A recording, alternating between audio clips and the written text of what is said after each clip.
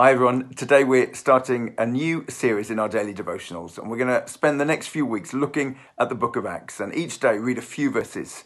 And I trust that as we read that we will find ourselves thrilled and excited as we see how the work of Jesus continued beyond his own death, resurrection and ascension to heaven.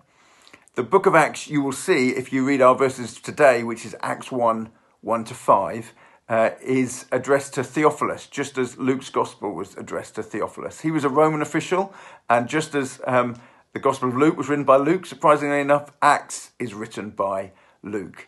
It's the second part, really, of a two-volume work that completes the story of all that Jesus began to do and teach.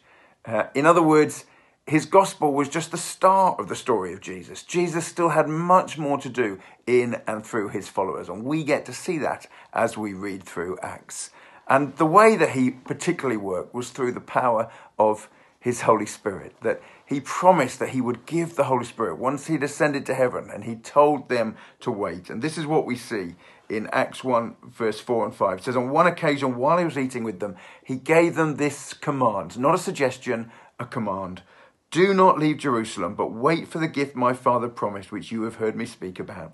For John baptized with water, but in a few days you will be baptized with the Holy Spirit. And Jesus says to his followers, with all sorts of plans for them in mind, not to try and do his work without his power. And so he tells them to wait for the power of the Holy Spirit. It says it will be like they're being baptized. And what does baptized mean? It means to be immersed in the power of the Holy Spirit, the same power that raised Jesus from the dead. And he encourages them, don't think they can go and just get on with his work and fulfill his Great Commission mandate without first being empowered with the Holy Spirit. And my prayer for all of us is that we would, as we start a new day and as we look ahead to this year, we would look to God and to the power of his Holy Spirit. We're not trying to do things in our strength, but in his. May he fill us afresh with his Holy Spirit today. God bless you.